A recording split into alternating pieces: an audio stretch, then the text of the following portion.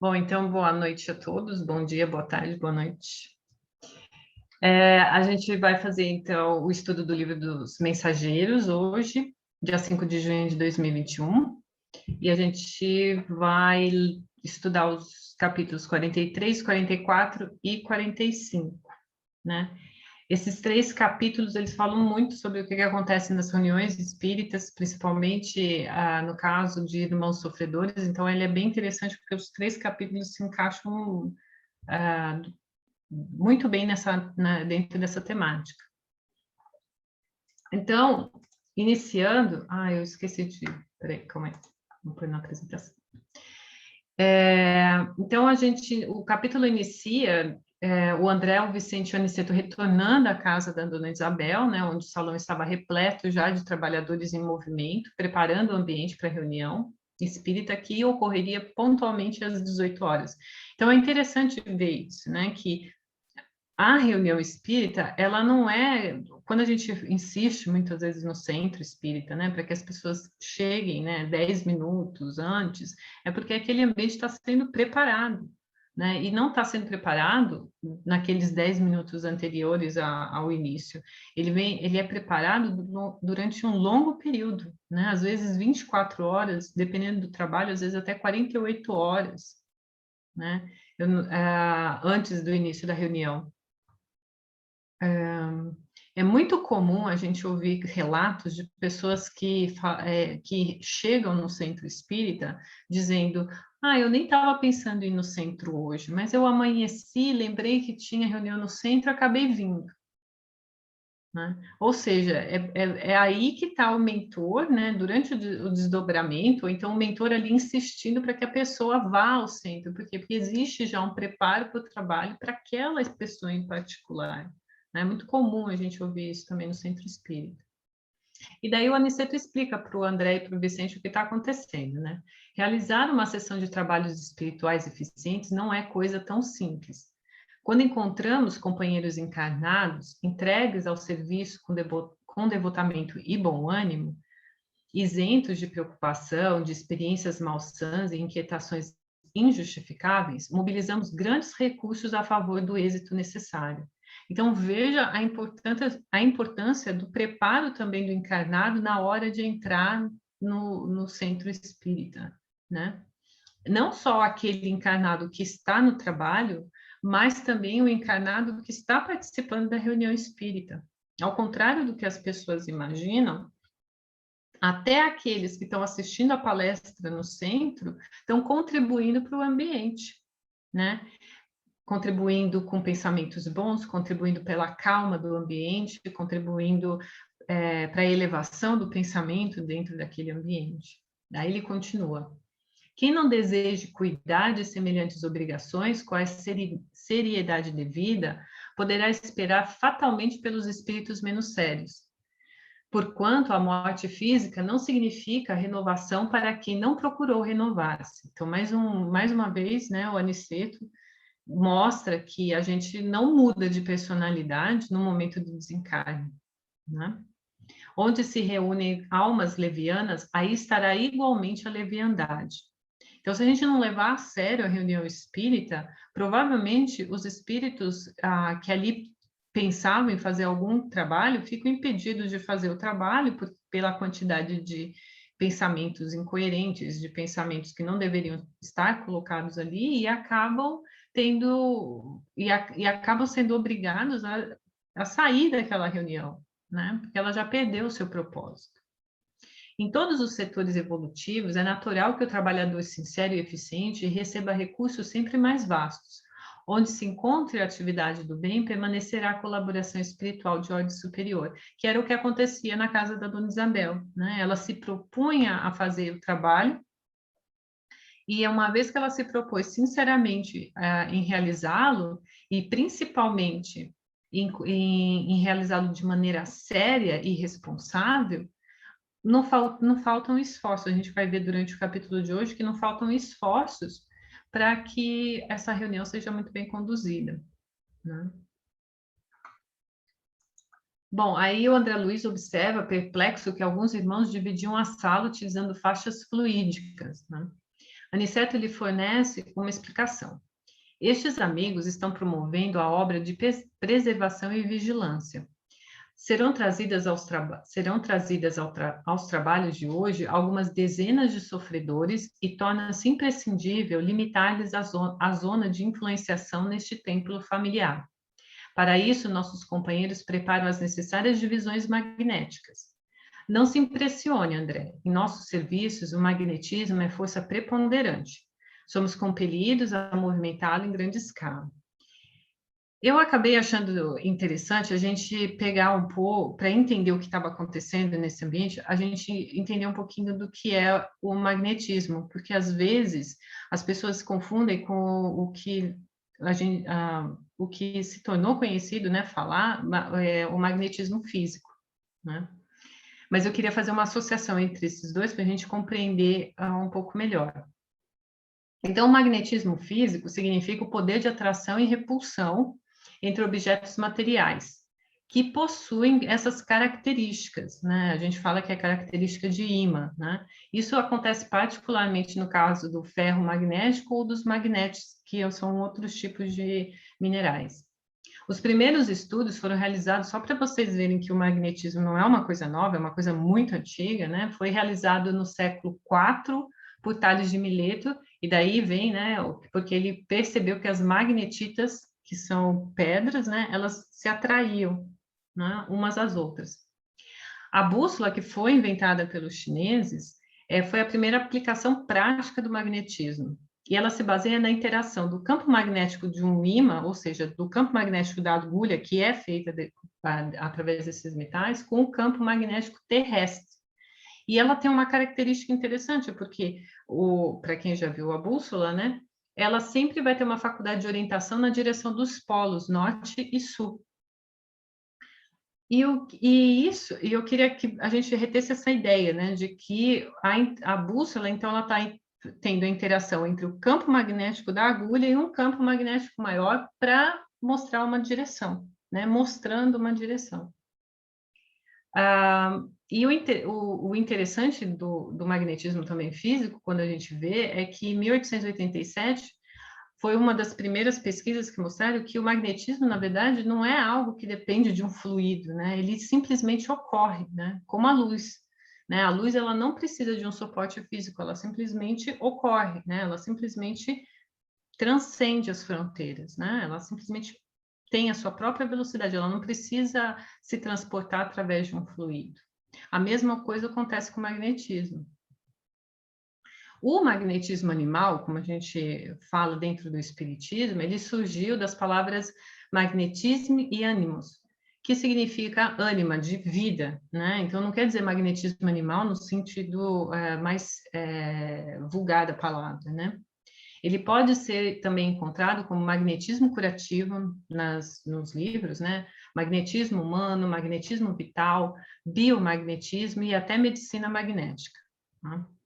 O magnetismo animal, até hoje, ele foi muito mais estudado, né, na sua maioria, dentro da corrente do conhecimento médico, ou seja, que ele vai descrever a saúde como um estado de harmonia entre o microcosmo do indivíduo. Então, a gente pode ler ali microcosmo como campo magnético individual da pessoa, né? E o macrocosmo universal, né? Então, pegar esse conceito da bússola de novo. É como se houvesse uma interação entre o meu campo magnético, que é meu, e o campo magnético do universo, entre aspas, né? E daí, dentro desse estudo da medicina, eles falavam, principalmente o Mesmer vai dizer que é através dos fluidos, ou seja, existiria um material magnetizado. Portanto, a cura se daria através de uma ação magnética direta sobre o fluido do indivíduo. E aí que mora um dos grandes pontos, né, do magnetismo físico com o magnetismo animal. Porque o problema do entendimento entre os dois tipos de magnetismo sempre se restringe à palavra fluido, porque a medicina convencional, vamos dizer assim, e a biologia já demonstrou que os nervos não são controlados por um fluido. Ou seja, imagina que o meu cérebro se comunica com os meus nervos através de um efeito elétrico, de um efeito que a gente também pode dizer que é um efeito magnético, porque existe um campo elétrico, né, que passa essas informações do meu cérebro para o meu sistema nervoso. Então, se não existe um fluido ali e existe um magnetismo, então qual que é a questão, né? Então, se não há um fluido conduzindo meus impulsos elétricos no meu corpo, então sobre qual aspecto age esse magnetismo animal, ou esse magnetismo humano, né? Ou o magnetismo do ânima? A gente tem que lembrar que o espírito se comunica através do pensamento, né, que constrói, né, ou determina, ou molda, ou plastifica esse corpo perispiritual e, como consequência, influencia nesse corpo encarnado que a gente tem, né? De uma maneira muito simplificada, eu estou aqui simplificando para a gente entender melhor.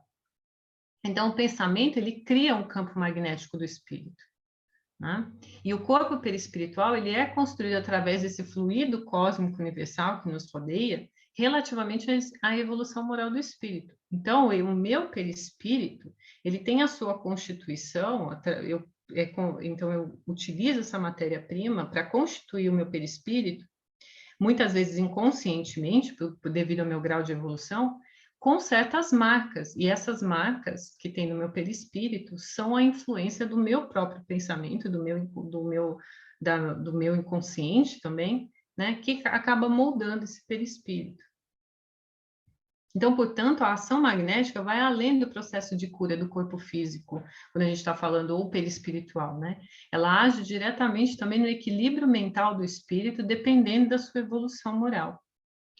O fenômeno semelhante ao da bússola ocorreu durante a assistência espiritual na casa da Dona Isabel, né? Então, eu fiz um esqueminha só para a gente tentar entender. Quando eu tenho o processo do passe com o encarnado, né? Então, eu tenho diversos tipos de passe, né? Nesse caso aqui, eu coloquei 3 principais, né? Eu tenho o magnetismo humano e espiritual, ou seja, eu tenho o passista aplicando passe no paciente, a gente chama às vezes de paciente, tá? Dependendo do local. Esses 2 são encarnados, e eu tenho a ação do espírito através do passista. No magnetismo espiritual, eu tenho o paciente, ou seja, o encarnado, que sem o passista recebe o passe do espírito, ou seja, recebe essa ação magnética do espírito. E eu tenho o magnetismo humano, ou seja, eu tenho um passista e tenho o paciente, e esse passista vai magnetizar, entre aspas, né? Não é literalmente uma ação, né?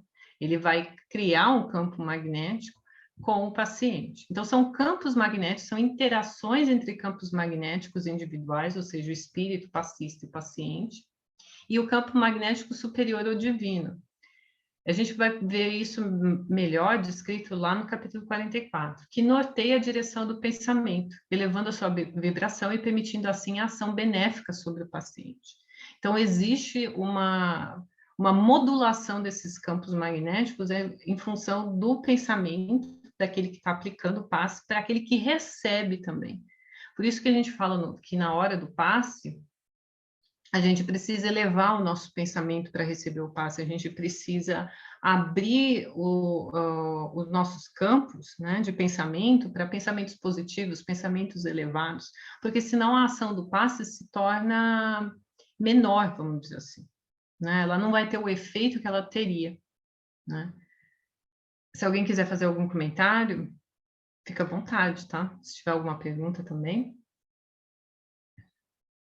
Acho que está muito bom, está bem didático. Espetacular. Eu queria tirar uma dúvida.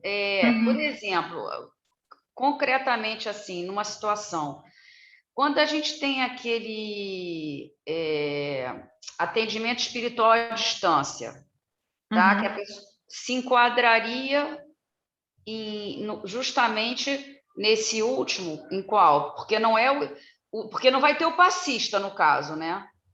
Não, seria magnetismo. Seria então, o espírito e o paciente, né? Porque o magnetismo humano, ele não precisa ser também necessariamente você na frente da outra pessoa. É claro que se eu tivesse, eu passista, estou na frente do paciente, né, da pessoa, é óbvio, dentro do centro espírita, que a ação é muito mais intensa, né? No caso do passe à distância, O que acontece é que você tem um grupo de passistas, naquele momento, naquele horário, no centro, vibrando, né? E você tem a equipe espiritual que também está agindo, né? De várias formas, né? Desde o espírito na casa do paciente, né? Os mentores espirituais desde a casa da paciente, até os mentores espirituais no próprio centro, elevando aquele pensamento. Então, quem se sintoniza nesse campo magnético recebe a ajuda. Por isso que você tem que ficar em casa, naquele momento do passe à distância, ficar em casa e elevar o seu pensamento. Porque quando a gente fala elevar o pensamento, o correto seria a gente falar assim, eleve o seu campo magnético ao campo magnético divino. Porque se a gente pensar em Deus como um grande campo magnético, ele está no universo inteiro. A gente que precisa sintonizar esse campo magnético, certo? Entendi. Tá. Eu penso sempre assim, frequência da rádio, sabe, Cris? Quando você está no carro dirigindo, você está procurando a frequência para poder sintonizar numa rádio, é a mesma coisa, né? Quando você para, se concentra, você está sintonizando o teu canal naquele canal que está emitindo a frequência que você quer receber. Para você poder receber, tem que estar na mesma frequência, né? Sim. Porque só que a diferença do rádio é a seguinte, no rádio você está sintonizando e está ouvindo, né? No caso, quando você alinha o seu campo magnético com esse campo magnético superior, o que acontece é que um age sobre o outro. O campo magnético mais forte vai agir sobre o campo magnético menor, né? Então, por isso que existe a possibilidade da cura, né? Por isso que existe o passe de cura, processos de cura. Por quê? Porque existe uma ação, existe como que eu posso dizer? É uma ação direta, né? De um campo sobre o outro. Ao contrário do rádio, porque o rádio ele recebe, né? Então, ele só recebe as ondas e transmite essas ondas, né? No rádio em si não acontece nada, né? Ele continua sendo rádio. Nesse caso, não. Nesse caso que a gente está falando principalmente do passe, existe sim, a gente vai ver até no capítulo 44, né? Existe uma ação direta dessas, vamos dizer assim, dessa sintonização, né, do campo magnético, que é o que ocorre também no magnetismo. É que é estranho, particularmente para mim, falar assim, magnetismo físico e magnetismo animal. Para mim é magnetismo, né? Mas é a mesma coisa que acontece com os metais, né? Eu não sei, Luiz, se você quiser falar alguma coisa, também fica bom. Mas Ana Paula, me diz uma coisa, no número 3, que é o passista e o paciente, o passista não vai ter a influência do espírito? Não, então, nesse caso do magnetismo humano, muitas vezes o passista já é aquele que tem uma elevação moral, né, suficiente para ele mesmo aplicar o passe naquele indivíduo. Quando a gente fala do passe, a gente não pode esquecer, e eu acho que é importante também salientar isso, nós estamos mergulhados em Deus, né? Como diz a Joana de Ângeles. Esse campo magnético divino, ele está agindo a todo momento. Basta a gente, né? O caminho do bem, vamos dizer assim, ou a prática do bem é uma forma de você sintonizar nesse campo magnético também, né? Por quê? Porque você está modulando o seu pensamento. O nosso pensamento cria o nosso campo magnético. Nós temos o nosso campo magnético. Nós estamos magnetizados. Não é só o ferro que está magnetizado, nós estamos magnetizados pelo nosso pensamento. Tanto que nós criamos realidades, né, com ele. Né? Realidades muitas vezes falsas, mas nós criamos essa realidade. Então, o passe, nada mais, nada menos, é você ali sintonizar, entre aspas, né? Permitir a ação desse campo magnético divino em você, como passista, para você ajudar o paciente. Entendi, tá bom. Obrigada. Eu compliquei muito? Porque assim, eu compliquei muito. Não, ao contrário, você facilitou muitíssimo, ainda mais com as imagens. Uhum. Então, aproveitando essas imagens aí, só dando algum nome, né, aproveitando aí que o primeiro envolve espírito, passista e paciente, é o chamado passe mediúnico, né? Está vendo a presença do espírito. Quando se trata do passe espiritual, é o espírito e o paciente. Lembra no nosso lar, quando a irmã Narcisa lá, ela faz o passe no segundo esposo da viúva lá, né, de André Luiz, tá? E esse passista e paciente, esse é o passe humano, esse é o passe, né, onde envolve uma pessoa, né, para outra. Então, em todos esses 3 casos, eles podem ser agidos à distância, sim, né? Então, tem essa possibilidade. E aí, quando se fala também, deixa eu ver se eu lembro da palavra, assim, a palavra composta é o eletromagnetismo, né? Que esse é do ser humano, é esse que faz, que é o que diferencia esse do natural, que é na pedra, que é né, do material. Esse um é provocado pela gente, e o outro, que pode ser natural, que é muito fraquinho, tal, mas existe artificialmente potencializar isso, né, com muita energia, mas são coisas bem diferentes realmente, apesar de ter na origem uma aproximação.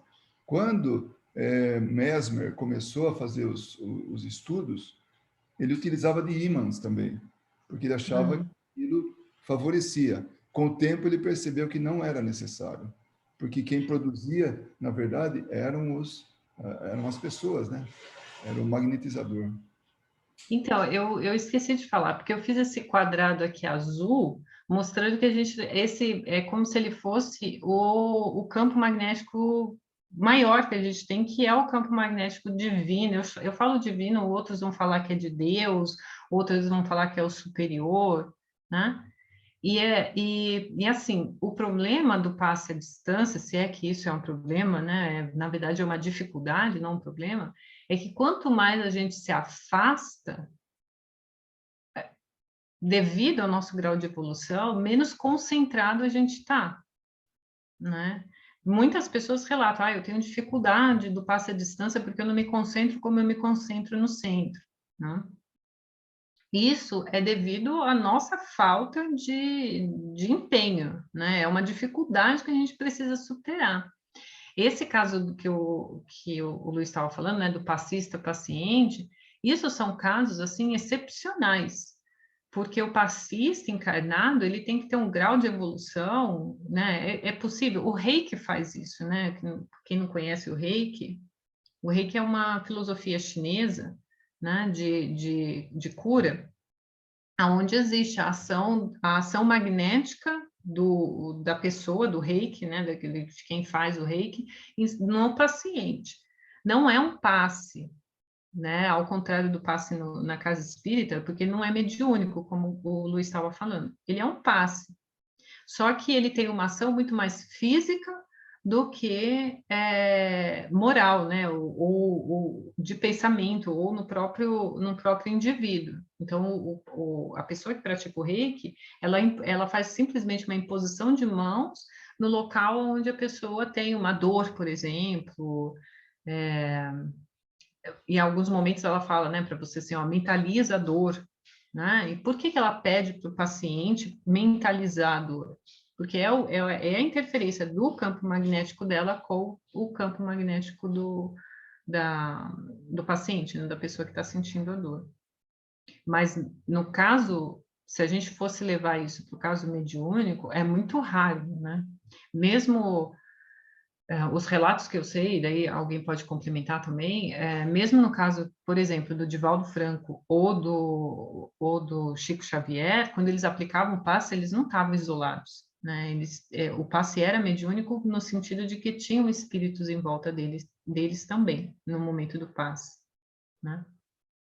Isso que você falou, Ana Paula, sobre distância e tudo, realmente a nossa dependência ainda é tão grande, né, de até alguns reforços, né, para que a gente tenha certeza. Por exemplo, corrente magnética, se dão as mãos, né? Assim, em verdade, não haveria necessidade disso, mas as pessoas se dão as mãos justamente para poder, sabe, ter aquela certeza. É tipo benzedeira que usa o galinho de arruda. Não é o galinho de arruda que vai, né, efetivamente fazer aquilo acontecer, mas sim é ela que está fazendo, a mente dela, ela, o desejo do bem. Então, tem algumas coisas nesse sentido também. Tem que usar, entre aspas, umas muletas aí para a gente poder atingir melhor o objetivo, né? A gente, às vezes, precisa até de fotos, né? A gente precisa de imagens ainda para se concentrar e elevar o pensamento, não? Não é? A gente precisa, às vezes, imaginar uma cachoeira, às vezes a gente precisa imaginar mesmo a figura de Jesus. Tudo isso como você disse, né? Às vezes são muletas, mas são ainda artifícios que a gente necessita pelo nosso grau de evolução. O importante é se eles atingem o objetivo. Agora, se a gente se torna dependente disso, aí a gente está estagnando o nosso aprendizado, né? A gente sempre tem que lembrar que a água pode ser fluidificada na minha casa, em qualquer lugar, né? Contanto que eu esteja concentrado, que eu esteja ali com o meu pensamento concentrado, né? Importante também, e é muito importante também o nível moral das pessoas. Então, tudo isso, por exemplo, o magnetismo, né, o magnetizador, e tudo, ele estando muito bem intencionado, assim, o resultado é muito melhor, né? Claro que o magnetismo já está vinculado a isso, né? As pessoas fazerem o bem, querer ajudar, seja no passe, seja no magnetismo. Agora, nesse tocante, quanto mais evoluído, maior alcance, menos recursos ou artifícios para poder usar, né? Para poder chegar no ponto que gostaria. E o interessante, porque a gente está discutindo, eu acabei de lembrar de uma coisa, que a gente está falando muito sobre o campo magnético no sentido da cura, da elevação espiritual, do passe, mas a gente tem que entender que esse campo magnético, ele da mesma forma que o campo magnético, vamos dizer assim, entre os metais, da mesma forma, o nosso campo magnético age. Então, ele tem atração e repulsão, né? O que eu quero dizer com isso? Que eu vou atrair o que o meu campo magnético se assemelha, né? Então, se eu tiver, né, em direção a Deus, né? Se eu tiver em direção ao bem da elevação moral, então qual é o campo magnético que eu estou atraindo? O campo magnético superior. Agora, se a minha intenção é oposta, qual é o campo magnético que eu estou sintonizando? Imaginar que campos magnéticos são relativos também a grupos de pessoas. Então, se eu estou indo num determinado local, por que eu me sinto tão bem no centro espírita e num outro determinado local eu não me sinto tão bem? É culpa do tijolo que está construído a casa? Não, claro que não. É o grupo de pessoas que ali estão concentradas e uma vez concentradas, elas acabam criando um campo magnético. Se eu tenho um campo magnético que se assemelha ao delas, eu vou me sentir atraído. Se eu tenho um campo magnético que se sente que é oposto ao delas, eu vou sentir uma repulsão, né? Então é importante ver que ele age dos dois lados. Só que quem vai modular meu campo magnético? Meu pensamento. Né? Por isso que às vezes a gente ouve muito no centro espírita, né? Depende da vibração do seu pensamento. O que é vibrar o pensamento se não criar um campo magnético? A eletricidade, ela tem uma frequência, e essa frequência cria um campo magnético, né? É assim que a gente tem o celular funcionando, né? Por isso que a internet funciona. Da mesma forma é o meu corpo, né? Aí eu até peguei depois, se vocês quiserem ler, o Kardec descreve muito bem na Revista Espírita essa questão do magnetismo, né? E ele vai dizer que o magnetismo preparou o caminho do espiritismo.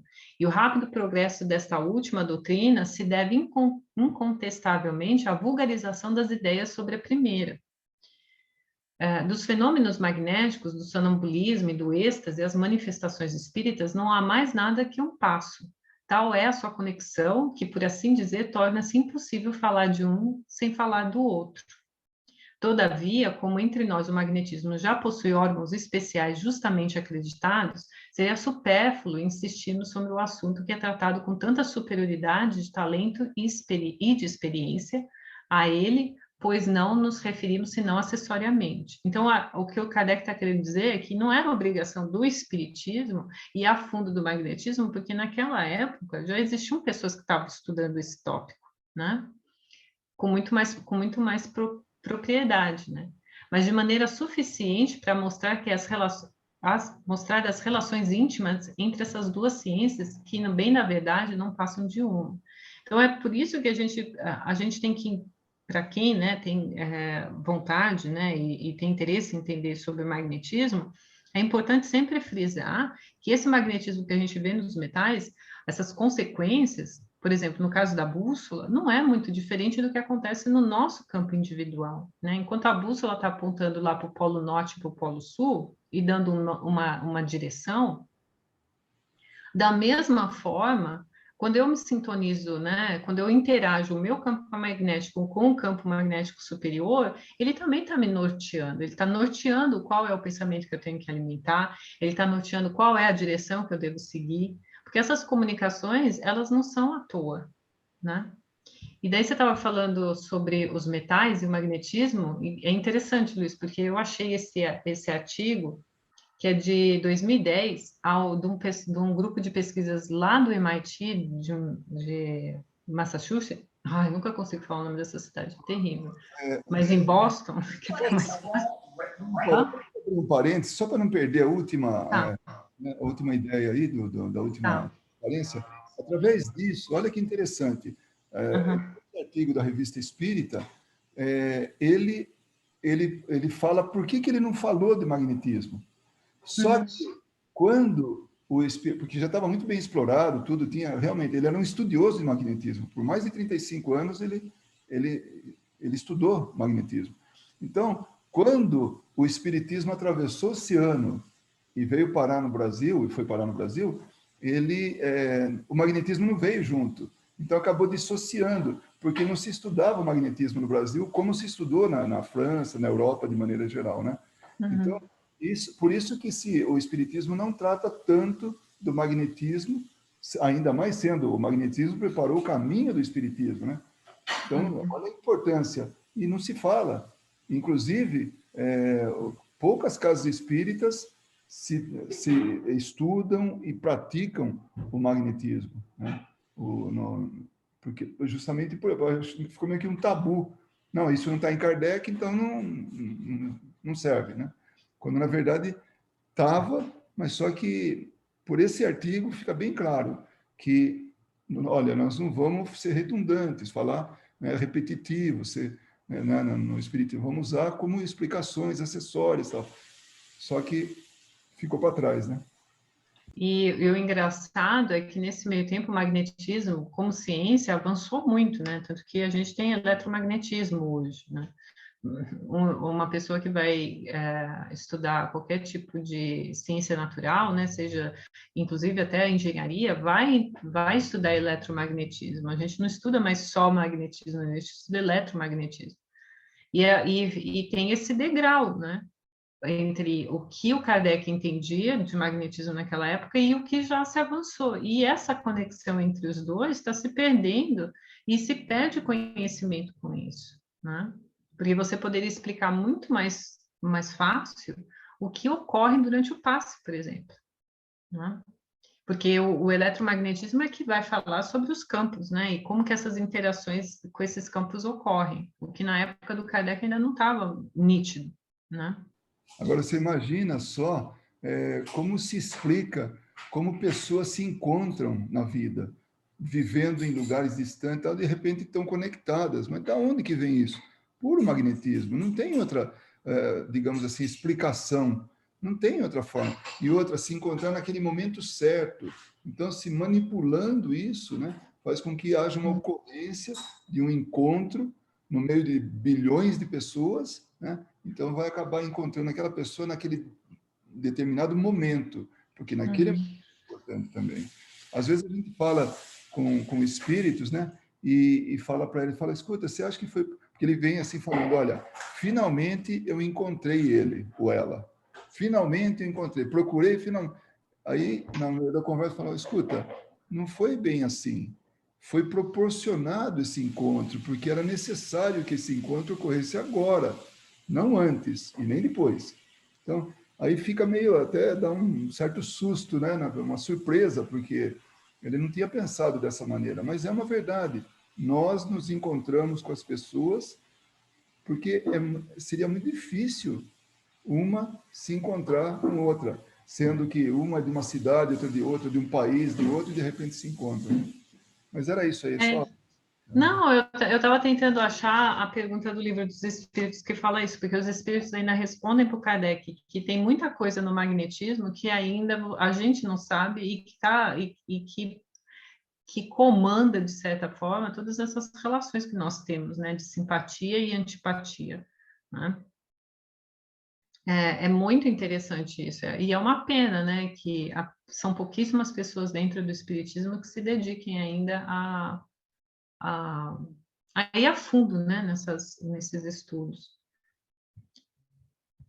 E daí eu achei esse artigo, então, como eu estava falando do MIT, eu achei esse artigo bem interessante, ele é de 2010 e é um grupo de pesquisadores de lá que, inclusive, ele foi publicado numa das revistas mais respeitadas dos Estados Unidos, que é da Academia Nacional de Ciências, né?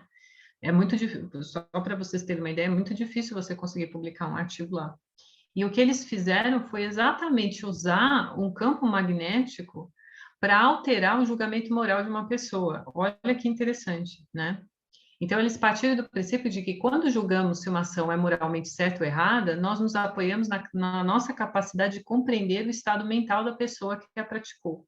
Desse modo, os pesquisadores enfraqueceram a atividade das células do cérebro na região dessa junção, né, do templo parietal, sendo a área da busca para entender o estado mental dos outros. Então, eles tentaram utilizar uma manipulação através de campos magnéticos para ver se as pessoas conseguiam entender melhor antes de ficar julgando as outras pessoas. Então, se elas iriam automaticamente mudar esse julgamento, né? Então, é claro que é só uma pesquisa científica, uma tentativa para você ver se existe uma relação entre esses campos magnéticos, mas está aqui, ó, eles estão tentando achar, né, a ação, né, do campo magnético junto com a moralidade. Isso não é à toa. Que coisa, né? Isso assim, cientificamente está sendo comprovada a ação de, por exemplo, um obsessor sobre uma pessoa, um encarnado. Porque ele justamente aí, ele atua sobre esse lado moral e tudo como? Enfraquecendo, atuando, fazendo aquilo que tem que ser feito para que a percepção mude. Realmente, as coisas estão chegando, né? Então o quebra-cabeça está se montando. E veja, e eles conseguiram resultados utilizando campos magnéticos físicos, né? Metais, né? Não necessariamente o campo magnético de outra pessoa, mas se um metal tem uma influência no meu julgamento, como que uma outra pessoa não tem influência, né? Mas depois eu deixei o link aqui, depois se vocês quiserem também dar uma olhada. E eu fiz todo esse preâmbulo sobre o magnetismo, porque a gente vai ver muito durante os capítulos isso sendo utilizado, né, inclusive para cura. Então, o Aniceto continua lá, ele está explicando sobre a questão do magnetismo, por que eles estão separando os espíritos que... principalmente os encarnados, né, mas os espíritos que estão ali colocados, em quais locais eles vão ficar, para não haver essa contaminação, né, de campos magnéticos. Aí ele diz, né, já os sacerdotes do Antigo Egito não ignoravam que, para atingir determinados efeitos, é indispensável impregnar a atmosfera de elementos espirituais, saturando-a de valores positivos da nossa vontade. Para disseminar as luzes evangélicas aos desencarnados, são precisas providências variadas e complexas, sem o que tudo redundaria em aumento de perturbações. Este núcleo é pequenino, considerado do ponto de vista material, mas apresenta grande significação para nós outros, e é preciso vigiar, não os esqueçamos. Lembrar, às vezes as pessoas falam assim, né, quando você entra no centro espírita, sempre tem aquela plaquinha, né, o silêncio é uma prece. E E às vezes eu ouço assim comentários, né, no centro, ai, mas não pode nem conversar no centro, mas ai, a gente não pode conversar. Não, porque a gente não tem uma conversa muito elevada, né? A gente não vai conversar de temas muito elevados. Então, naquele momento, há uma preparação muito grande dentro do centro. Então, quanto menos pensamentos não edificantes a gente tiver naquele ambiente, melhor é, né? Então, geralmente, muitos centros espíritas se utilizam, né, do artifício de colocar uma música, colocar imagens que as pessoas sintonizem, né, com Jesus, com espíritos mais elevados, colocam mensagens para que as pessoas, para evitar que as pessoas fiquem em conversas não edificantes, né, e contamine essa atmosfera, que é necessária, na verdade, se impregnar de bons pensamentos. Então, quando você coloca todas aquelas pessoas 100, 150 pessoas dentro de um ambiente onde todos se sintonizam num pensamento único, né, e mais elevado, o ambiente, claro, fica muito mais harmonioso. Né? Então, esse é o objetivo. Por isso que o silêncio é uma prece, né? Não é porque, você não pode conversar. Não, se a gente conversasse de coisas elevadas, tudo bem. Mas, infelizmente, a gente não está ainda nesse processo. Lembrando lá do nosso lar também, que teve, né, uma explicação para o André Luiz exatamente disso, né, da necessidade da elevação do pensamento. Aí, continuando, enquanto as atividades de preparação espiritual seguiam intensas no plano material, espíritos vigilantes se espalhavam pela moradia de Dona Isabel sob supervisão dos benfeitores. Há também uma necessidade de você vigiar no sentido de barrar, né, espíritos que não deveriam estar ali entrarem no ambiente. Isso também acontece nos centros espíritas, né? Isso também acontece quando nós fazemos evangelho no nosso lar, etc. Após as 18 horas, começam a chegar os desencarnados necessitados e André observa. Se fosse concedida à criatura vulgar uma vista de olhos, ainda que ligeira, sobre uma assembleia de espíritos desencarnados, em perturbação e sofrimento, muitos se lhes modificariam as atitudes na vida normal. Nessa afirmativa, devemos incluir igualmente a maioria dos próprios espiritistas. Às vezes, nem o trabalhador do centro coloca a seriedade necessária que deveria no trabalho que ele está se prontificando ali. E o que eu quero dizer com isso? Às vezes fica ligado no problema que está fora do ambiente do centro, né? Ou um problema que ocorreu no trabalho, ou na família, ou qualquer que seja o problema, um problema político, econômico, etc. E não se doa veementemente para o trabalho ali, naquele instante, né? O que ele diz também sobre a gente enxergar esses espíritos encarnados é porque aí a gente veria também as consequências dos nossos atos, né? Que a gente não vê, né, no dia a dia que a gente está encarnado aqui. Realmente, você tem razão quanto a isso, sobre o trabalhador nem sempre está conectado. Às vezes é uma fuga, né, mental, de pensamento, a pessoa vai naturalmente, uma preocupação e tudo. Então, quando eu já aprendi isso desde há muito tempo, o tempo todo fazer a manutenção, lembrete que o pensamento tem que estar ali, as vibrações e tudo, porque qualquer descontrole ali realmente fica difícil. Foge ao controle, o espírito acaba, aqueles mal intencionados acabam, sabe, tendo ascendência sobre a reunião, quando que a reunião tem que estar sob controle total dos médiuns, dos trabalhadores e dos espíritos, né? É bem lembrado isso aí. Aí o aniceto completa, né? Aqui poderemos observar apenas sofredores dessa natureza, porque o santuário familiar de Isidora Isabel não está preparado para receber entidades deliberadamente perversas. Cada agrupamento tem os seus fins. Então, voltando ali no início, esses espíritos vigilantes, né, que se colocam, né, no ambiente, são espíritos que vão impedir que outros espíritos que não sejam sofredores entrem no ambiente e desrompam, né, acabam prejudicando a reunião, como o Luiz estava dizendo, né? Cada ambiente tem, cada reunião, não vou nem dizer ambiente, mas cada reunião tem o seu propósito, né? Se for necessário uma reunião de desobsessão para trazer esses espíritos, eles vão ser trazidos, essa reunião vai ocorrer. Mas o importante é que não se tire o propósito daquela reunião. Porque para alguns, infelizmente, espíritos que ainda estão endurecidos, às vezes o atendimento daquele espírito sofredor não é do interesse deles, né? Então, eles podem perturbar a reunião. Então, tanto espiritualmente, tanto no plano espiritual a espiritualidade está trabalhando, nós também, no plano da Terra, né, no plano físico, vamos dizer assim, a gente também tem que estar vigilante, né, para que a gente também não seja o responsável por desromper aquela reunião, né?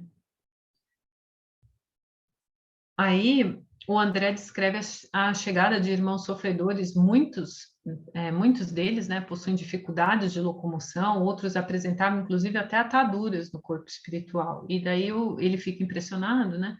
E o Aniceto vai também explicar o porquê disso, né? Muitos não concordam ainda com as realidades da morte corporal. E toda essa gente, de modo geral, está prisioneira da ideia de enfermidade. Então, eles já desencarnaram, só que eles ainda entendem que eles estão enfermos, né? Eles ainda estão presos nessa ideia. Existem pessoas, e vocês como médicos, as terão conhecido largamente, que cultivam as moléstias com verdadeira volúpia. Apaixonam-se pelos diagnósticos exatos, estudam a teoria da doença de que são portadores, como jamais analisam um dever justo no quadro das obrigações diárias. Então, se prende, né, na doença como se fosse algo extraordinário, mas nas tarefas do dia a dia, na tarefa com os entes familiares ou no trabalho, não se prende com tamanha veemência, né?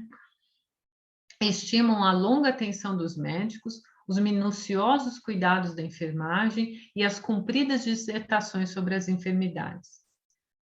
Faltou um S. De que se constituem voluntárias prisioneiras. Sobrevindo à desencarnação, é muito difícil o acordo entre elas e a verdade, porquanto prosseguem mantendo a ideia dominante. Às vezes, no fundo, são boas almas, no entanto, carregadas de viciação mental por muitos séculos consecutivos. De novo, vem a questão que eu estava comentando anteriormente sobre esse campo magnético individual. Quando a gente alimenta um pensamento, e a gente alimenta ele de uma maneira repetitiva, a gente tem que estar muito atento. Não foi à toa que Jesus falou assim, orai e vigiai. A gente fica alimentando esses pensamentos, e esses pensamentos vão criando realidades na nossa mente, né? Eu acho interessante porque a física vai dizer que a realidade só existe quando há interação entre os corpos. Isso é realidade para a física. E a gente cria realidades mentais sem interação nenhuma com ninguém, com nenhum ambiente, simplesmente através de ideias que a gente se viciou em pensar e alimentar, né? E quando a gente desencarna, essa ideia, ela toma uma potência muito maior, porque o nosso corpo encarnado, de certa forma, nos protegia desses pensamentos, né? Dessas ideias que a gente foi cultivando. Quando nós nos desencarnamos, essas ideias, elas tomam uma proporção muito maior, né? E a gente acaba vivenciando elas de uma maneira muito mais real. Então, esses espíritos, eles entendiam que eles ainda carregavam o câncer, que eles ainda carregavam todas as doenças que eles tiveram enquanto encarnados, porque, claro, eles ficaram amigos do câncer que eles tiveram, né? E amigos de uma maneira muito viciante, né? Então, eu acredito que aquilo ali é algo que eu preciso me informar, que é uma coisa que eu preciso saber em detalhes, que eu preciso cultivar. E a partir do momento que você vai alimentando essa ideia, as outras vão ficando em segundo plano, e o que você deveria fazer, você não faz, né? Então, é importante a gente entender, de novo, né, a finitude desse corpo, que um dia nós vamos perecer de doenças, e que essas doenças têm o seu lado positivo também, né? Porque elas nos renovam enquanto espíritos, porque elas trazem para a gente a oportunidade de pensar, de refletir, e não só o fim da nossa vida terrena, né? Porque senão a gente vai vivenciar elas, a gente vai continuar vivenciando elas do outro lado, né? Ana Paula, você me fez lembrar uma história que é de uma pessoa que nós conhecemos, mãe de uns amigos, né? Uma família, assim, e o marido abandonou-a, né? Quer dizer, deixou por outra. E ela, para tentar sensibilizar ele, ela era muito ativa, né? Para sensibilizar, ela, mentalmente, ela começou a criar umas doenças para ela. E essas doenças, ela criaram tamanha, assim, proporção que tornou ela assim inválida. Ela ficou na cama, né? E ela desencarnou. E nós atendemos ela. Foi interessante. E ela contou que aquilo fez com que ela chegasse naquele ponto. E ela carregava essas marcas ainda no plano espiritual. Então, essa ideia fixa que ela foi construindo afetou totalmente. Então, é isso mesmo, né? É o espírito sobre o corpo, e aí ela desencarnou e continuou no plano espiritual com os mesmos problemas que ela tinha quando encarnada. Foi realmente, eu me lembrei agora, porque até a Verinha está aqui do lado e está confirmando tudo assim, né? Aí, mas nós somos o que nós pensamos, né? Tem aquele jargão, né, de que nós somos o que comemos. Na verdade, nós somos o que nós pensamos, e a consequência de tudo que nós vivenciamos é do nosso pensamento. Por isso que está tudo nas nossas mãos, né? Porque quem constrói o seu próprio pensamento é o espírito. Eu não posso mudar uma pessoa. Eu não tenho essa capacidade. Por que eu não posso mudar uma pessoa? Porque eu não posso mudar o pensamento dela, né? Eu posso vibrar, pedir por essa pessoa, né? Mas eu não posso efetivamente mudar o pensamento dela, né? Ninguém pode mudar o meu pensamento. E sou eu que preciso mudá-lo, né? Para eu criar o meu campo magnético. Um campo magnético, tem pessoas que vão chamar de áurea também, né? Que você tira até uma foto e tal. Mas o que, no fim das contas, é a mesma coisa. Para que eu possa ter um campo, né? A gente também fala também psicosfera, né? Sadia, né? Para que as pessoas para que as pessoas se sintam bem ao meu lado também, né? Não é só para mim, é para que as pessoas também se sintam bem ao meu lado. Aí o Aniceto continua, né? Demoramos-nos todos a escapar da velha concha do individualismo. A visão da universalidade custa preço alto e nem sempre estamos dispostos a pagá-lo.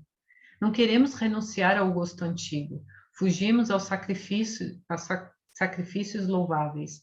Nessas circunstâncias, o mundo que prevalece para a alma desencarnada por longo tempo é o reino pessoal de nossas criações inferiores.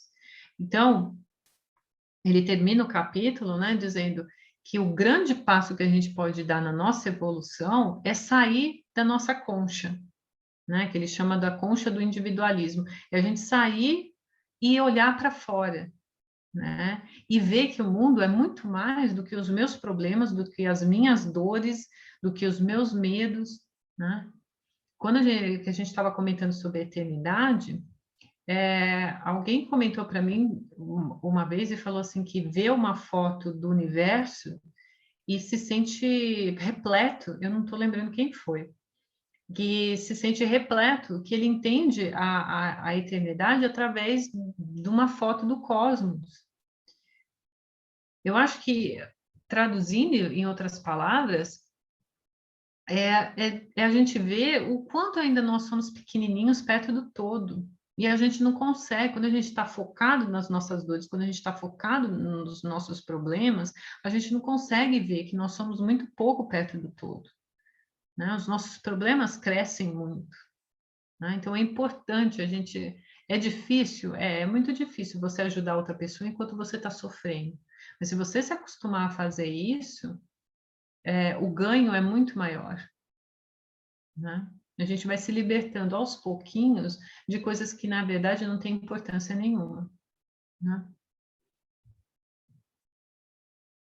Ah, não era esse o final do capítulo. Na verdade, eu escrevi mais um slide. Daí eu fiz uma observação, né? Mais uma vez, somos lembrados do valor do pensamento positivo, da necessidade da higiene mental. É preciso reprogramar o corpo mental para que este reprograme o corpo espiritual e que numa encarnação próxima possamos ter um corpo físico mais saudável. Então, veja que é uma consequência, né? Daí ele termina, né? Não se impressione, André. Em nosso ser... Ah, não, desculpa. Essa última frase não era para existir, era mesmo aquela outra, tá? Eu errei. Alguém quer comentar mais alguma coisa sobre o capítulo 43? Excelente capítulo, viu? Só esse comentário. É muito bom mesmo. Não, e com a sua, naturalmente, as inserções aí que você fez. Também, ó. Professora é professora, vou te falar. Obrigada, que é isso.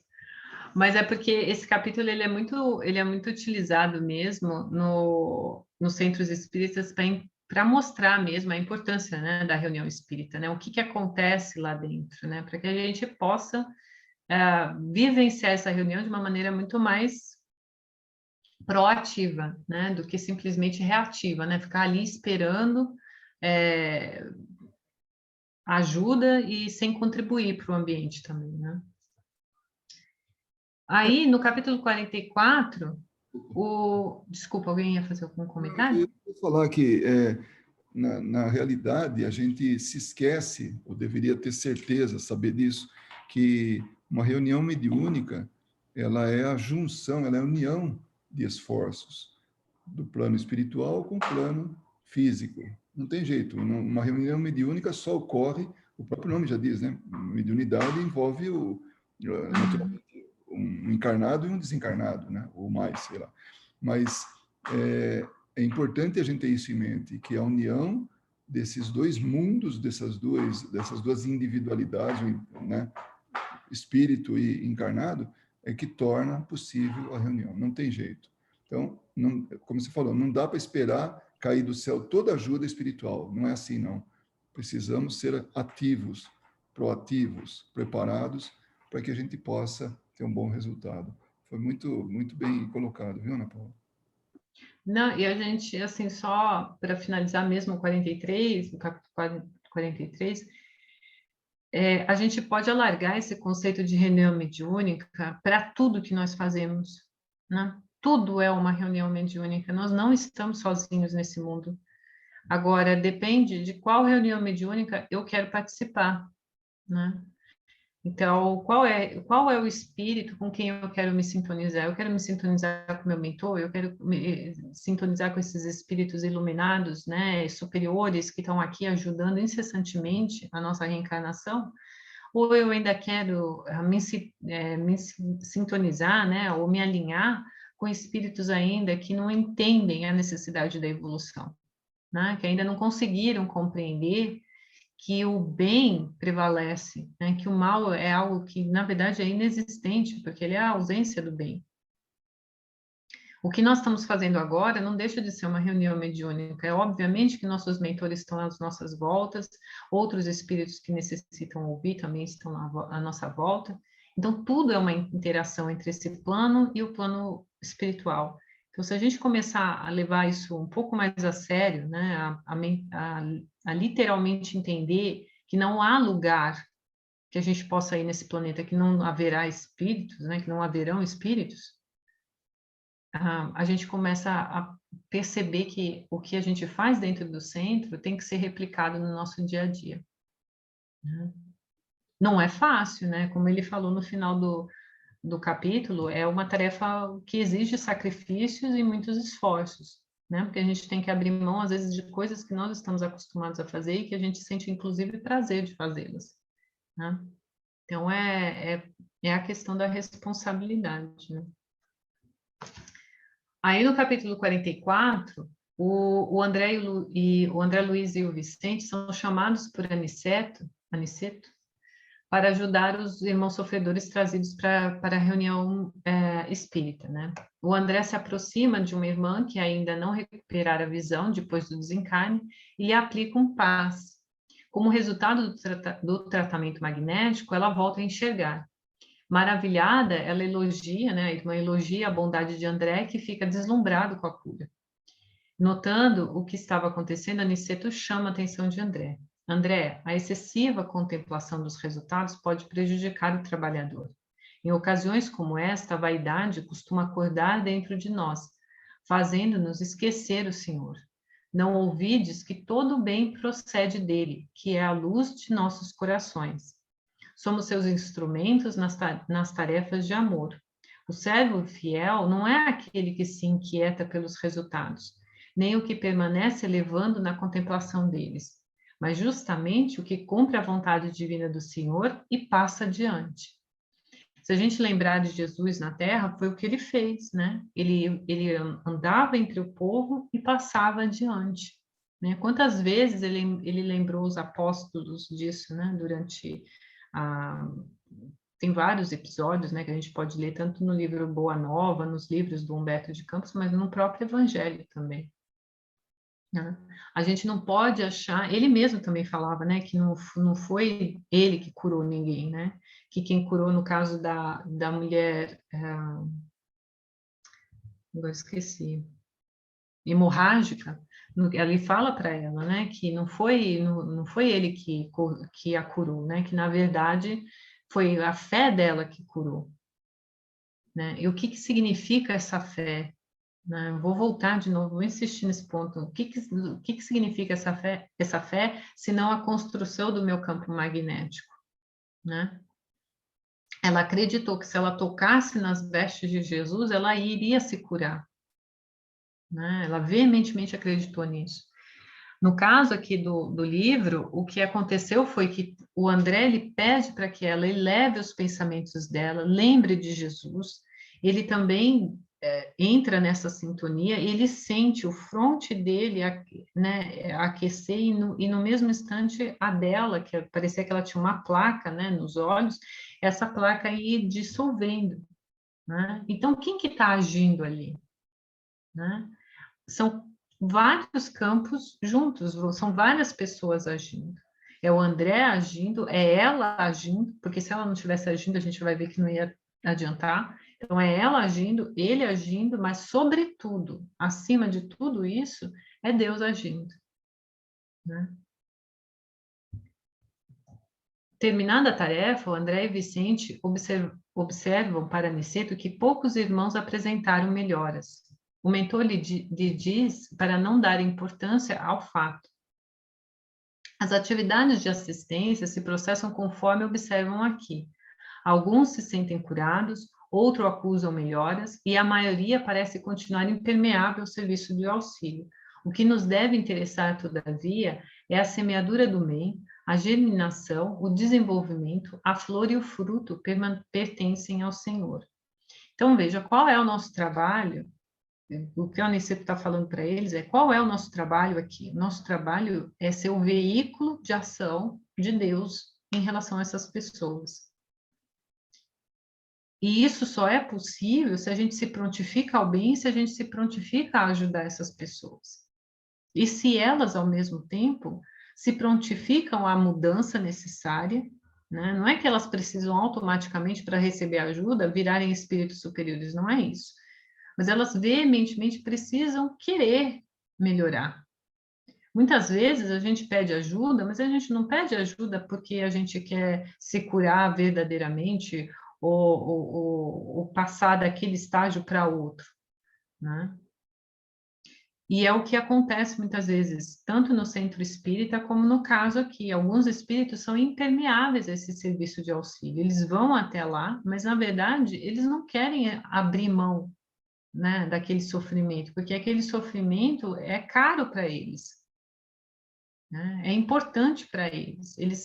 Inclusive, a gente até pode dizer que é aquilo que os mantém naquela jornada. Eles precisam, é o amigo deles. O sofrimento é o amigo deles. Então, eles não estão abertos ainda a essa separação. Né? Por isso que se tornam impermeáveis. Por isso que também às vezes no centro espírita a gente fala, olha, Tem gente que vai tomar o passe é do vizinho, não chega nele, chega na outra pessoa. A outra pessoa recebe 2 passes, porque ele está tão fechado, né? Ele não se abre para o passe, que é como se ele criasse uma muralha mesmo, ele se torna impermeável ao passe. Né? E daí ainda fala assim, não senti nada.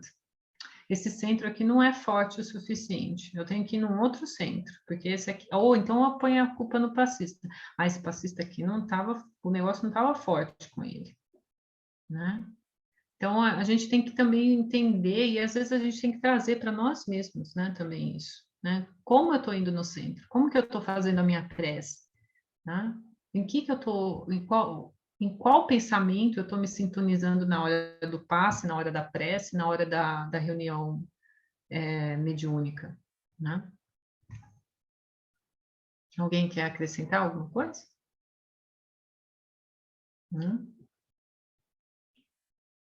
Ops. Eu desordenei aqui um dos slides. Esse daqui era o primeiro, mas eu vou falar assim mesmo, porque eu acho que é importante, eu não vou pular, não. E logo no início do capítulo, o André Luiz olhou a reunião e lembrou das câmeras de retificação, né? E ele se sentiu nervoso e até talvez incapacitado de trabalhar, né?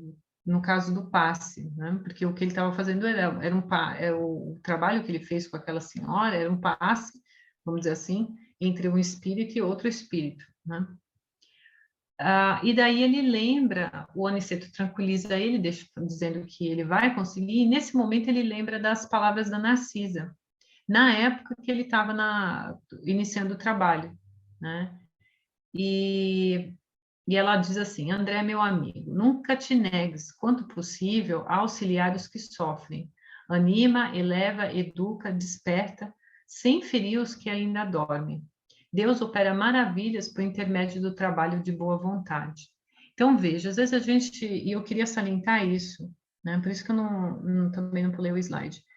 Porque muitas vezes, quando a gente vai iniciar o trabalho no centro espírita, e eu já vi isso várias vezes também, principalmente no caso do passe, às vezes as pessoas falam assim, não, eu não estou preparada ainda para dar o passe, eu não tenho elevação moral para dar o passe, né? E a Sueli Caldas Schubert era uma que sempre, inclusive no livro dela, Dimensões da Casa Espírita, ela fala muito bem isso, né?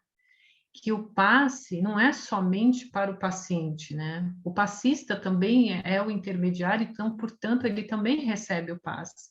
Então, não se sinta compelido a não trabalhar por algum motivo que não seja de ordem maior, né? No caso de uma doença, alguma coisa assim. Por quê? Porque você vai ser ajudado. Se você elevar o seu pensamento, você vai conseguir conduzir o trabalho, né? Então, a gente tem que criar esse hábito e criar essa fé e saber que uma vez que a gente se doa à prática do bem e ajuda ao próximo, pode ter certeza que a espiritualidade vai estar ali te auxiliando também, né? Na verdade, para ajudar o próximo, a gente não precisa de muito conhecimento. O que a gente precisa é de vontade, né? Como ela fala aqui, né? De vontade moral, né? Da boa vontade. Que o resto, com certeza, vem, né?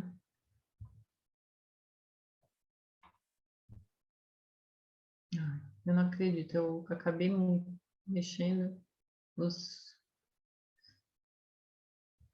eu mexi os slides e eu não percebi isso, gente. Me desculpa, tá? Mas eu acho que eu consigo alinhavar. Tá tudo bem. Tá. Tá. Aí, eu queria... era o slide que eu ia falar, eu acabei explicando anteriormente, né? Mas é o slide onde o André se dirige à mulher e pede para que ela sintonize, né? Ele diz assim, minha amiga, agradeça a Jesus e não a mim, né? Que sou apenas obscuro servidor. Quanto ao mais, não se impressione em demasia com a visão dos aspectos exteriores. Volte o poder visual para dentro de si mesma, para que possa consagrar ao Senhor da vida os sublimes dons da visão. Então, veja, o Aniceto chega para ele e fala, olha, não se vislumbre, porque na verdade a cura não é uma obra sua, né? É uma obra de Deus, né? É ele que estava agindo através de você. E daí ele, no mesmo instante, ele vê a responsabilidade dele e ele volta para cortar, né? Para mudar o pensamento daquela senhora que estava achando que ele era um grande curador, né? Ele falou, e daí ele volta, não agradeça a mim, mas agradeça a Jesus, né? E também para que ela lembre que o fato dela estar enxergando agora não significa que ela tem que enxergar o que está fora dela, mas ela tem que enxergar o que está dentro dela. Uma vez que ela está desencarnada, o que ela precisa entender é o que está se passando com ela e como que ela pode se melhorar, né? E daí o André nota uma surpresa não tão agradável da mulher diante de suas palavras. Mas firme em seu propósito, ele continua o trabalho de ajuda atendendo outros irmãos sofredores. Entretanto, nenhum dos 4 últimos atendidos manifestou qualquer alívio. Persistiam neles as mesmas indisposições orgânicas e os mesmos fenômenos psíquicos de sofrimento. Então, veja, né? Mesmo ele falando tudo isso para ela ainda estava reticente ao que tinha acontecido, né? Exatamente por conta da evolução, né, moral, né, ou do nível moral que ela tinha, porque não conseguia compreender, na verdade, a magnitude do que havia acontecido. E às vezes a gente é reticente também, né? Quantas coisas boas nos acontecem e em vez de a gente levar o nosso pensamento a Deus e agradecer, né, a oportunidade que nos foi dada, o bem que nos foi concedido, né? Os católicos falam muito, né, da graça, né, concedida. A gente simplesmente coloca o mérito em nós mesmos ou na ajuda de algum encarnado que nos tem ajudado e segue em frente, né? Não presta atenção naquele momento, né? Não presta atenção e não toma nenhum tempo para agradecer, né? Então, esse também foi um ponto de reflexão quando eu estava estudando, né?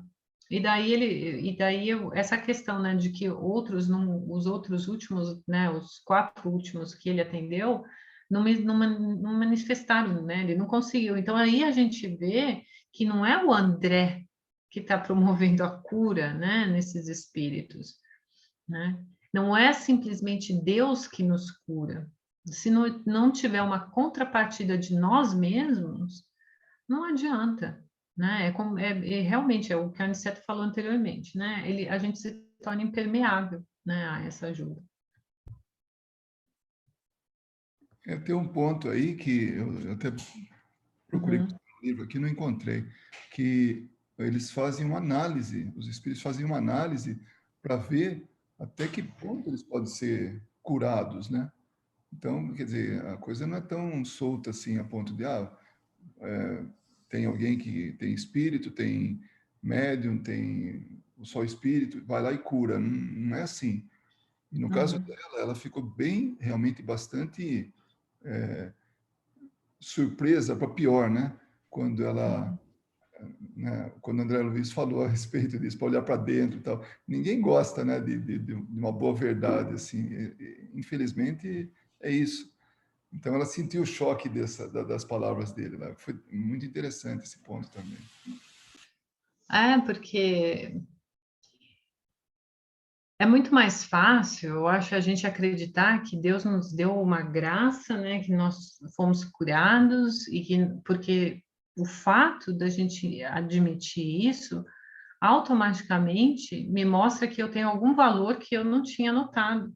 Olha, Deus me deu isso, então, portanto, é porque eu sou alguma coisa, né? Então, o nosso orgulho ainda, ele fala muito. Aí, quando o André chega para ela e fala o oposto, fala assim, olha, não me agradeça, não é nada de especial, Jesus te ajudou, mas te ajudou para que você precisa da visão para enxergar outras coisas, enxergar a si mesmo. Aí ela, né, ela acaba não achando tão agradável, como você disse, né? Aí o Aniceto ainda vai falar no final, né? Alguns se sentem curados, outros acusam melhoras e a maioria parece continuar impermeável ao serviço do auxílio. O que nos deve interessar, todavia, é a semeadura do bem, né? Como eu tinha dito anteriormente. Devemos esmagadora percentagem desses padecimentos à falta de educação religiosa íntima e profunda que o homem nega sistematicamente a si mesmo, né? Então, de novo, né, se eu me esforçar, né, de maneira persistente nessa educação, eu consigo ultrapassar, né, esses pensamentos viciantes que eu ainda tenho. Bom, daí para terminar, tem o capítulo 45, que ele vai falar, ele vai descrever uma situação interessante, né, que é sobre o nome dele, né, é Fidelis, né, e é um homem que literalmente sempre questiona, né, o espiritismo e está sempre questionando. Então, continuando suas observações sobre o trabalho de assistência espiritual, Aniceto chama a atenção de André e Vicente para um irmão encarnado e conversa com o participante do grupo espírita coordenado por Dona Isabel. Ele é uma pessoa elegante, com nível intelectual elevado, mas que estava rodeado por uma sombra.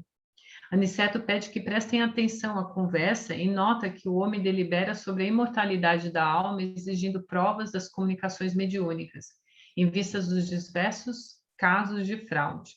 O trabalhador encarnado, seguro em sua fé, explica.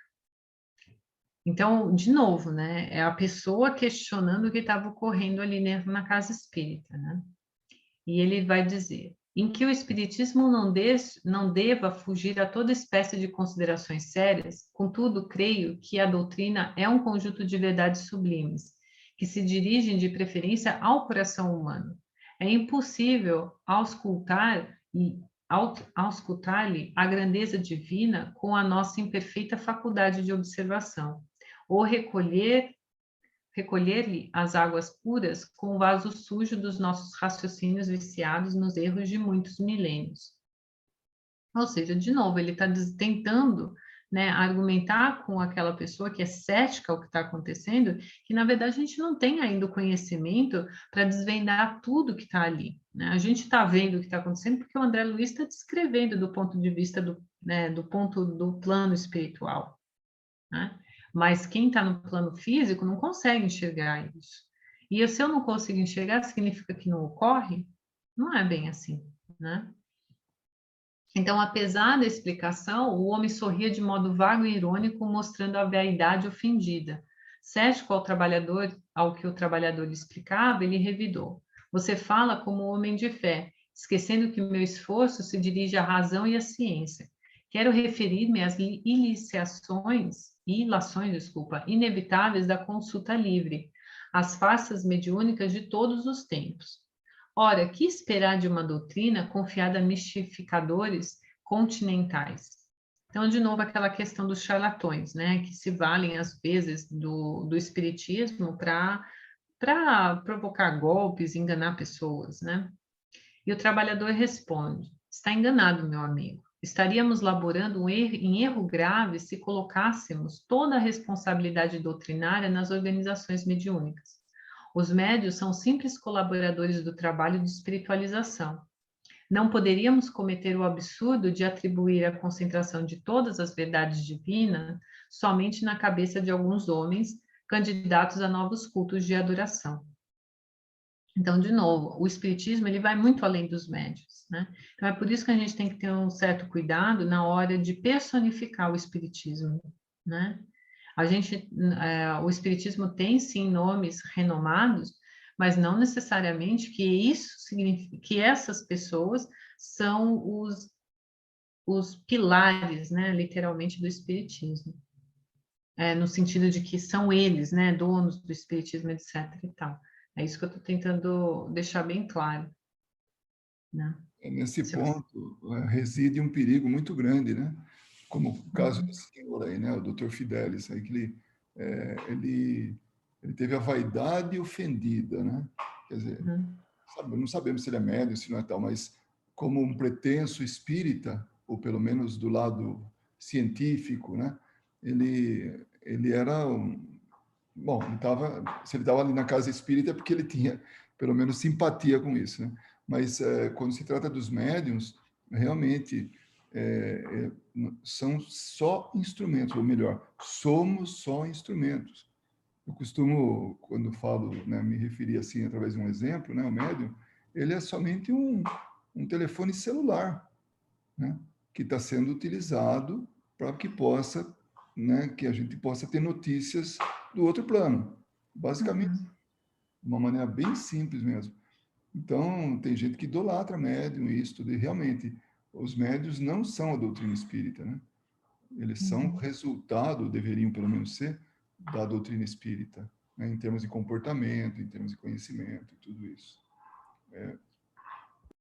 Lembrar que tanto o Chico quanto o Divaldo, eles são exemplos da vivência do espiritismo, né? Não que eles representem,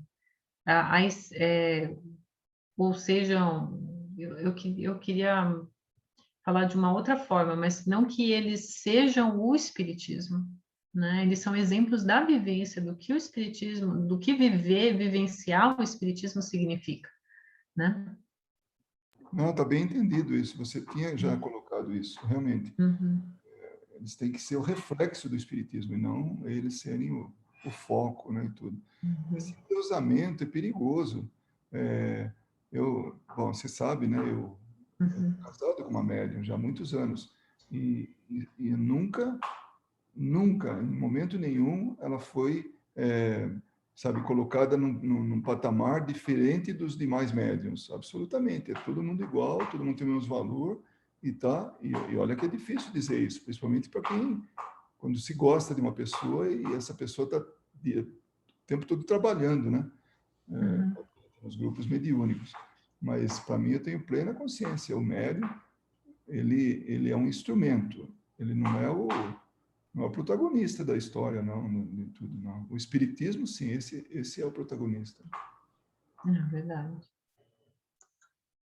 E daí, né, no fim, né, o Aniceto observa: repararam como este homem traz a mente enfermiça?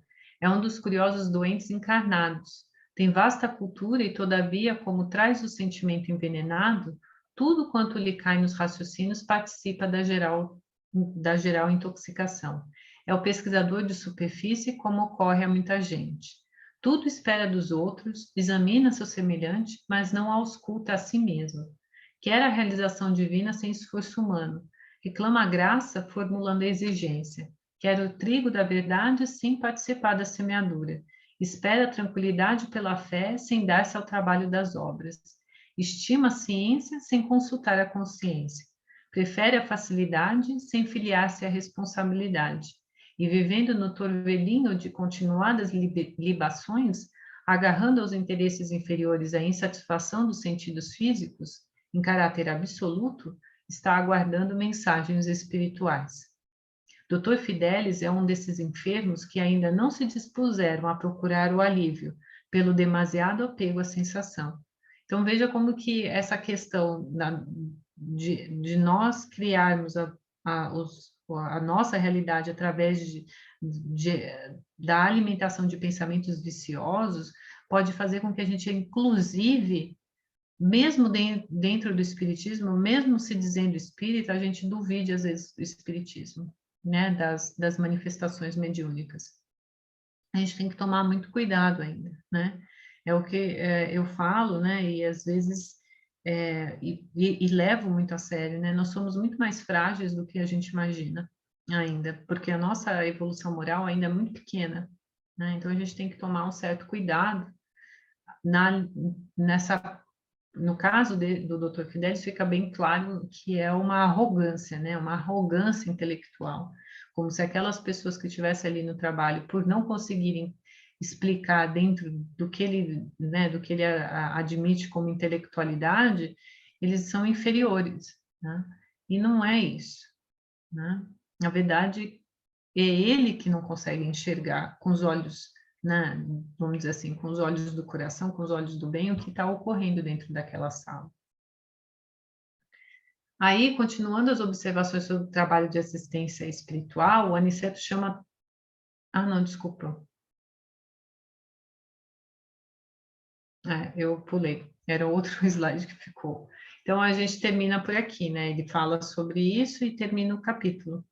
Então, no próximo sábado, no dia 12 de junho, a gente estuda o 46, o 47 e o 48. Eu peço desculpas pelos erros do slide e se eu estourei o tempo também, porque eu vi que a Kátia saiu, e daí... Tá tudo bem, tá. Foi muito, Podia continuar, Ana Paula. Foi muito, muito bom, viu, Ana Paula? Realmente, aquelas as inserções aí assim, para melhor exemplificar, foram muito boas. Eu aprendi bastante. Obrigado. Realmente foi muito bom. Eu também. Você sabe que aquilo que a gente comentou sobre magnetismo, às vezes eu penso em trazer alguém assim que tem algum conhecimento maior para fazer uma exposição para a gente e tal. Sonambulismo, magnetismo, as curas e mesmo essas visões, né, que o sonâmbulo tem. Eu acho que eu tenho até alguém em mente, quem sabe eu consiga. Vamos ver se eu consigo fazer com que ele venha para a gente aprender um pouco mais, porque realmente esse é um assunto muito, muito importante. E é uma pena que se desvinculou da doutrina espírita aqui no Brasil, né? E como você falou, já avançou bastante e a gente não tem ainda essa... Mas tem um pessoal na Unicamp, tem uns professores que, por incrível que pareça, eu ainda não encontrei eles pessoalmente, porque eu descobri eles durante a pandemia. Mas tem uns professores na Unicamp, na área de Química e Física, que fazem encontros, né, para estudar o Espiritismo. Pessoas fora da área médica, né? Então, bem... vamos ver, né, se depois que terminar a pandemia eu consigo encontrá-los, se eles ainda vão estar lá na Unicamp. Com certeza. É excelente, né? Mas é isso. A gente vai fazer uma prece agora? A Kátia provavelmente teve que sair por causa do marido. Sim. Não, tem uns compromissos. Outra ia fechar o restaurante lá do resort, então melhor ter alguém com outro tipo também de necessidade assim, suprida, né? Que é a fome. Não é só do espírito, mas do estômago também. Tudo bem. Você faz a prece, bem? Faço. Nós vamos fechando os nossos olhos para que a gente não desvie o nosso pensamento, olhando para algo que nos chama atenção. Porque com os olhos fechados nós conseguimos sentir melhor a presença dos amigos espirituais que já estavam conosco e continuam conosco. Tudo que está ao nosso redor sempre nos chama atenção.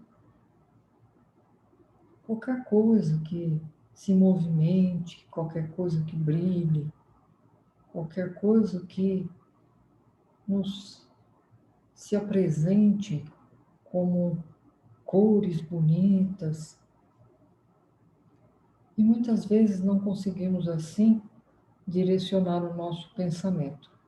Esse é o motivo maior de fecharmos os olhos, para sentir as batidas do nosso coração, para sentir aquilo que estamos vivenciando neste momento.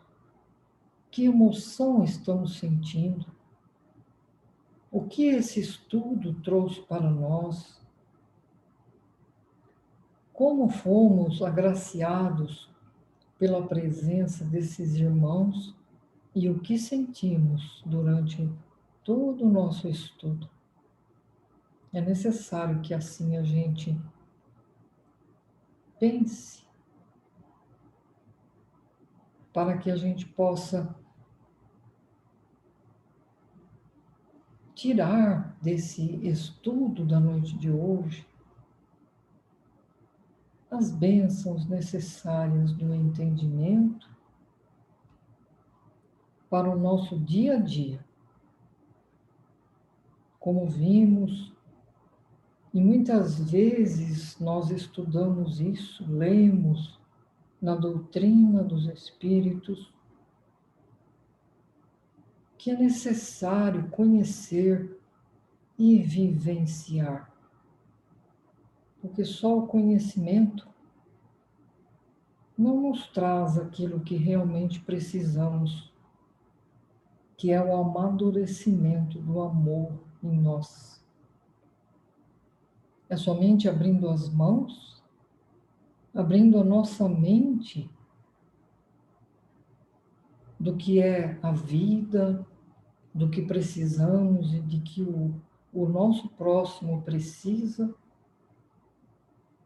Só assim vamos conseguir chegar onde desejamos, chegar no objetivo real das nossas vidas. Oh, querido Mestre, assim preparados para conversarmos contigo um pouco, nós te agradecemos tanto por esses momentos em que o Senhor permite esse estudo bendito. E te rogamos, Mestre, que nós possamos realmente meditar sobre ele e trazê-lo para os nossos corações e mentes, para podermos aplicá-lo todos os instantes de nossa vida. Principalmente sabendo que tem muitos olhos direcionados a nós e muitos desses que estão ao nosso lado necessitam do nosso exemplo, necessitam que nós, através do conhecimento que adquirimos, possamos ensiná-los com as nossas ações.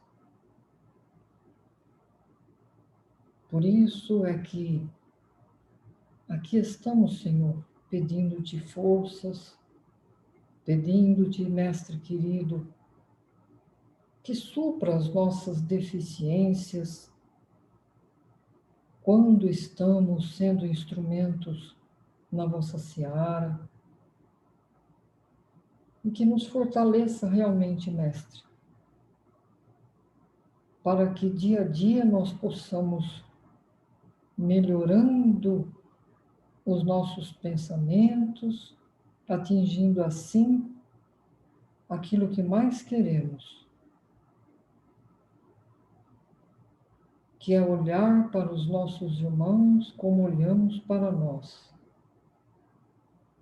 que é, Senhor Jesus, seguir as regras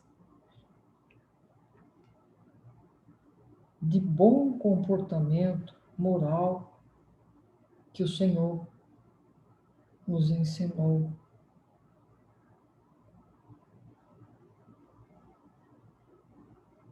E ainda, Senhor, pedimos para que todos aqueles que vivem conosco e que não te conhecem, não conhecem as suas lições, que possam acordar, possam despertar para olhar, Senhor Jesus, o que realmente está à volta deles. Porque sabemos que sem o conhecimento das tuas verdades, nós não vamos conseguir ter paz, calma, sermos, enfim, felizes. Esteja conosco, Senhor, dia a dia, nos auxiliando na nossa vontade de prosseguir. Abençoa, Mestre, aqueles que não puderam estar conosco, que eles possam se esforçar mais, que possam querer estar aqui estudando, que possam, Senhor Jesus, despertar o quanto é bom estarmos juntos aprendendo, dividindo as nossas experiências e assim ajudando um ao outro a crescer. Que a sua paz envolva todo o nosso planeta, mestre querido, tão sofrido, tão amargurado que está. Que a sua paz atinja todos, Senhor Jesus, encarnados nesse planeta. E como não estamos sós, como nosso planeta também inclui o mundo dos espíritos que nos cercam, que todos eles também sejam abençoados e amparados com a sua luz e o seu amor. Que assim seja. Assim seja. Uma boa noite, Ana Paula. Nossa,